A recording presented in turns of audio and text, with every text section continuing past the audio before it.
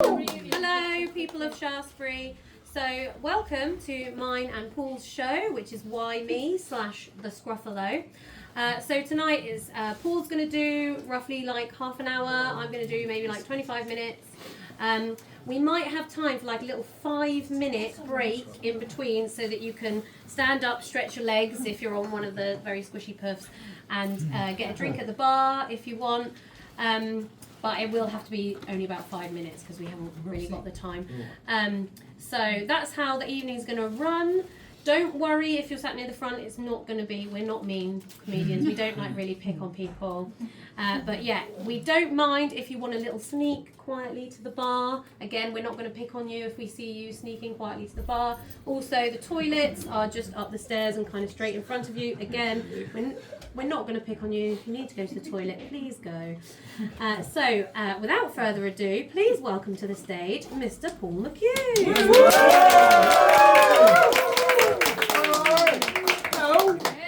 She won't pick on you. Me, completely different. How you doing? You good? Yeah, see, we just started already. Yeah. We all good? We all good? Yeah. Enjoying Shaftesbury? Yeah. Good stuff. You seen a lot? No. Brilliant. That's a good start. That's a good start. I never thought I'd be doing like a Shaftesbury. I did Brighton Fringe last month before.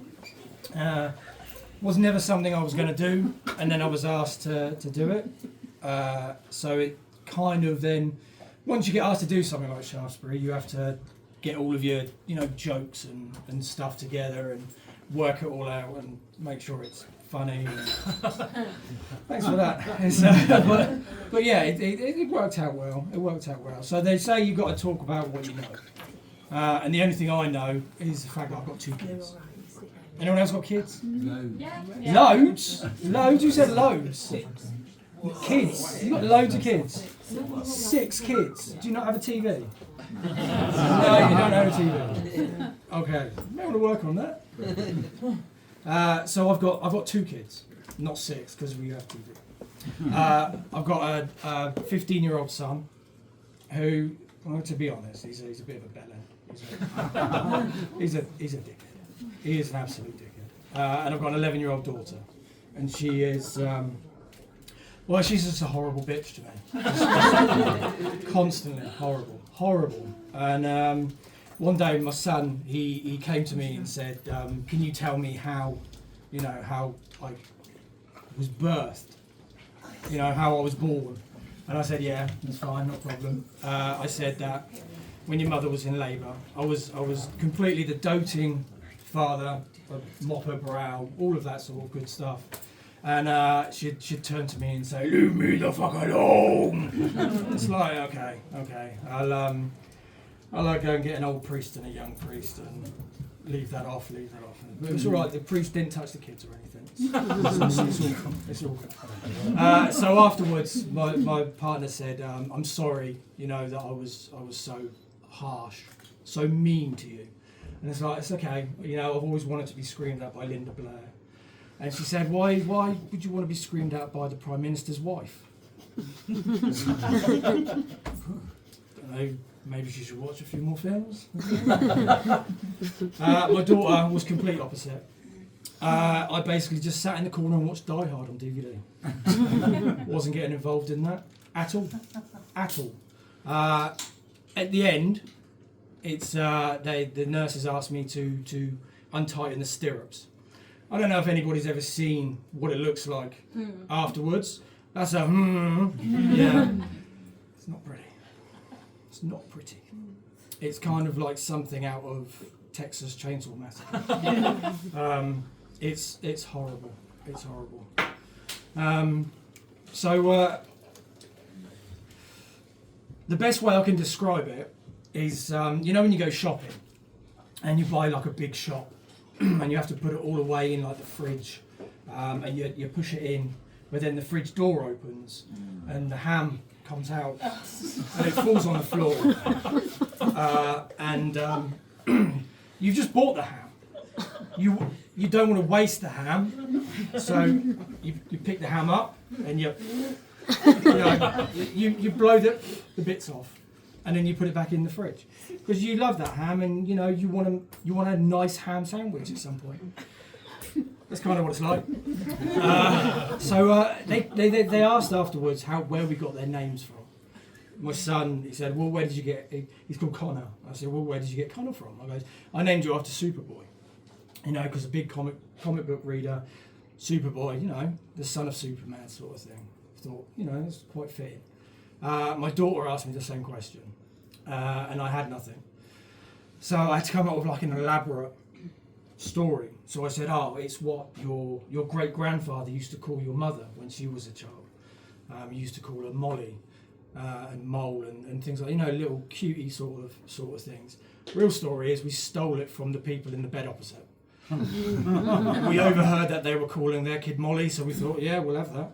So that's where that came from. She has no idea. I'm not going to tell her at all. So afterwards, we did all the baby stuff and all that good, horrible stuff and things. And it is true when you have multiple children, no two are exactly the same. My son is very polite, so if we're out, we get a phone call. Oh, can I have a biscuit? So, yeah, have a biscuit, I don't care. My daughter, we come home, she has chocolate all around her face. What have you eaten? Nothing. Packets of biscuits under her bed. Where's all the biscuits? I don't know. No idea. She has this thing that when we go driving, because she's 11, she can't drive. So she sits in the back. And there's always that one driver on the road. And you say, it's always a twat on the road, isn't there? And she's like, yeah, he normally drives me around. Thanks for that. Yeah, that's my daughter calling me a twat without actually calling me a twat. So once we did all the kids stuff and they got older and became mind-numbingly annoying, me and my girlfriend, we thought, you know, let's get back to being like a couple sort of thing. So she came up with the idea of let's go to a strip club. Wasn't my idea at all. It was her idea. So it's like, yeah, okay, we'll go to a strip club. Yeah. So we went to a strip club and we sat down and it was a strip club. And then one of the strippers came up and said, would you like a couples dance? I ain't going to say no. No way am I going to say no. I made out like, you know, it's all right, no, we're fine. But inside I was like, yay, Christmas. So as she started dancing, she turned to my partner and she went, I know you. And my partner turned and she went, I know you too. At the time, my girlfriend used to be the manager of a pub that did carveries on a Sunday. The stripper just happened to be one of their customers. 45 minutes later, after they were talking about roast potatoes, while she was sat in a thong, and we were fully clothed, it was probably the most hungry and most horny I've ever been. Yeah, but it's all right because her hand was perfect. So don't worry about that. That was all good. It was a groan, thank you. I love the groans. Yeah. So after we went to the strip club, me and my partner made the decision I would get the snip. It was a completely joint decision that I was under no duress about at all.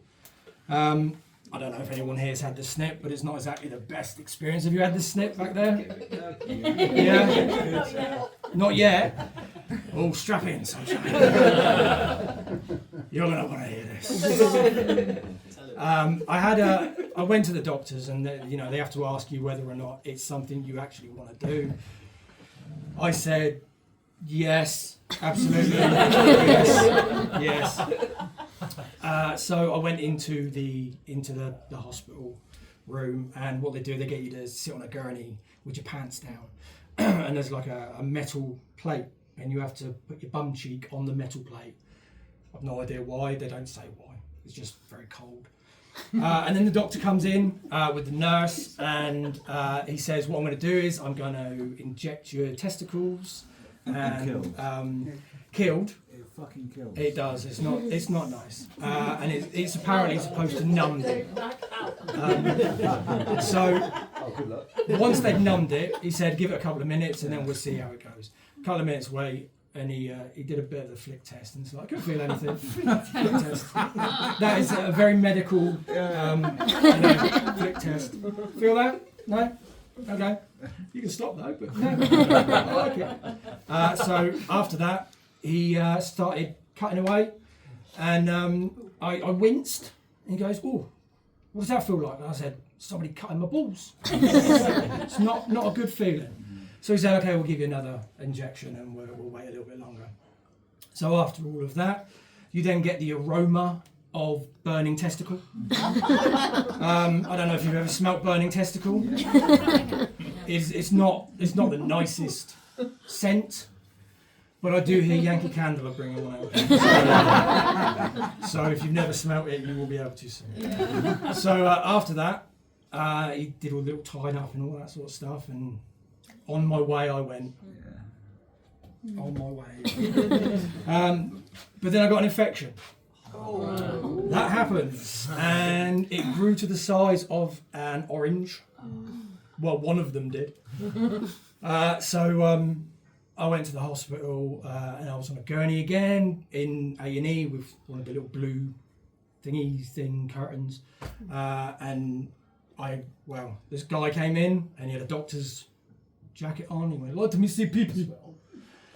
I hope he was a doctor. I didn't see him again after that. But, maybe. So then after all of that sort of stuff, you have to do samples. So you have to give 3 samples for the to make sure all your swimmers are dead. So I did the first one and there were still swimmers. I did the second one and there were still swimmers. And they said for the third one you have to come into the hospital and you have to do it in the hospital so that we can get it as fresh as possible.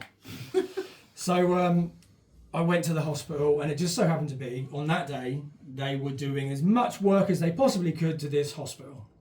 Builders everywhere. So much work that I didn't even have a door. I had a curtain and it was very flimsy and I could hear the builders round the corner. So after the 45-minute sloppy spaghetti, I managed to finish the sample and hand it in. And no swimmers, so yay. After that, we, things started looking up and we had a good job and, kids weren't being as annoying as they could be. So we thought, we'll start sorting our son's room out. So we thought we'll redecorate it, we'll paint it, we'll get some good stuff going. And so we went and got his Lego. I don't know if you know how many stairs are in a house, but it's 13. There are 13 steps in an average house. I went up 13 steps. I came down 10 steps, and then I snapped my fibula. Yeah. So I then had to fall in a heap, because that's all you can do when you break stuff. Lego all over the floor. Kids come running out. Daddy, the Lego. Oh, fuck that Lego. And then the missus walked out the room. She went, "What are you doing?" And then she stood on a bit of Lego and, "Oh, you have no idea how much this hurts." "No, I've fucking clue how much that hurts." The ambulance turned up and the one question they asked me was, "Are you happy with how you did it?" Fucking ecstatic. Absolutely ecstatic. So I went to hospital, I had some metal work put in, and then where you have the 2 bones, I had a bolt going straight through them, and that snapped, and then it decided it wanted to poke back out. Oh. So it started poking back out, so I had to have all the metal work taken out, which was not ideal. So yeah, that was fun. After that was a lot of recuperating, and I'd say R&R, but like I said, I've got 2 kids. There's no such thing. No such thing. So my son, he's supposed to be smart. He's in the top class for a lot of things, like maths, English, science, all that. And he come downstairs and he's like, I cannot do this homework, just cannot do it. And he slams this book on the table. And I said, what's the matter? Why could you not do the homework? And he says, I don't understand it. And I say, well, what homework are you doing? And he says, it's maths. And I picked the book up and I looked at it. And I goes, well, that's your problem, right there, sausage. This is an English book. He's supposed to be the fucking smart one. But we have this TV show that we always watch together called Alone. Has anyone seen it? It's absolutely amazing. It's on, I think it's on Discovery. It's basically 10 people and they get put into like the arse crack of nowhere in America. They have to do everything themselves, all on their own. So they have to build their own shelter, they have to hunt, they have to dress themselves, fire, all that sort of stuff. And there's always a bear. And my son looks to me and he says, I think I could take a bear. And if you have kids, they always ask you this one question that you're like, I can't believe you're this fucking stupid. I said, what? He goes, I think I could take a bear. What sort of bear? He goes, I think I could take that bear. I goes, what do you mean take the bear? He goes, I think I could take a bear in a fight. So I picked up the Sky Control and I spoke into it because I have that comedy money now, so you know, things are good. And I said, Sky, play The Reverend. I don't know if anyone's seen The Reverend, but it's a 3-hour film of Leonardo DiCaprio getting fucked by a bear and then whining about it for 2 hours. So he goes, well, maybe not that sort of bear then. And I said, okay, let's look at some other bears, shall we? So we'll get the laptop and we start Googling bears. And I say, what about this bear? He goes, a polar bear. I said, yeah, what about a polar bear? Could you take a polar bear? He goes, I don't know, maybe. I goes, they're very big. He goes, yeah. I goes, the only thing you're going to take a polar bear is your intestines. And then it's going to sit and have a nice can of Coke with his kids while you're dying on the floor. So I said, what about a koala? And he goes, yeah, I think I could take a koala. I said, koalas have chlamydia. He goes, what's chlamydia? I goes, it's an STD. You would basically be the only 15-year-old in the world that has an STD before he's ever had the S. And he goes, maybe not a koala then. He goes, I could take a hamster. Yeah, you could take a hamster. He asked to go hamster shopping not long ago. I'm not going to buy him one because it will fuck him up. It will rip his face off. Not good. So after that, he's a big Xbox player. He plays his computers a lot and all of that sort of stuff. But you have to try and get them to get off it and do their homework and stuff, which they don't like doing. So I've come up with a brilliant way to get him off, and that is switching the electrics off upstairs. But I don't tell them I've switched the electrics off. So we run down the stairs, go, the electrics aren't working. What am I supposed to do? I said, have you blown in the socket? He said, what? Because you've got to blow in the socket, like a NES game. He went back upstairs. 45 minutes later, while he's on his hands and knees blowing in the sockets, he comes back down and says, it's still not working. And I say, well, you have to keep doing it. He goes, you need to phone an electrician. I was like, okay, we'll phone an electrician. So I get my phone out and I phone an electrician. And I say, it's not working. We need someone to come and look at it. He goes, have you blown in the sockets? I say, yes, I've blown in the sockets. And goes, well, how long did you do it for? I said, 45 minutes. He goes, well, it's got to be at least an hour and a half. So then he goes back upstairs and starts blowing in the sockets again. It took him 3 hours to realise I'd switched the electrics off the fuse. He's not the smartest. Not the smartest.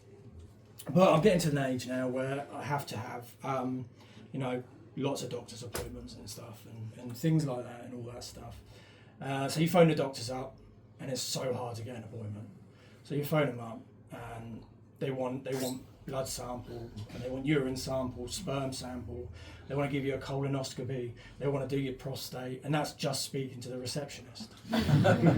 So once you actually get into the doctors, you sit down, and they're like, okay, so what's the issue? And you tell them, and then I would go behind the curtain and drop your trousers. And it's like, well, after you're speaking to your receptionist, I need a blue pill and at least 10-15 minutes. So there's no way I'm going to be able to, perform correctly. So you go behind there, and the doctor comes around and says, oh, she was gorgeous. Oh, absolutely gorgeous. And porn ruins you for this point. This moment in time, it just completely ruins you. So you've got a doctor on her knees, fondling your giggleberries. And she goes, okay, we're all good. So pull up my trousers, and she goes, go and sit down. So I sit down, and she goes, the good news is you don't have a lump. And I said, that's okay, because it's in the back of my neck. It's not down there. It's been a while, wasn't going to stop you. I saw her in Tesco not long after. She didn't even make eye contact. I don't even know if she remembered my name. No, it's disgraceful. So, because me and my partner have been together so long, we argue about things, but not like normal things. It's like stupid things. We argue about dying, mainly who's going to die first. I say it's me, and she says it's her, and I say I'm like one KFC bucket away from dropping, so I think I'm going first. You've been amazing. Thank you very much for coming tonight.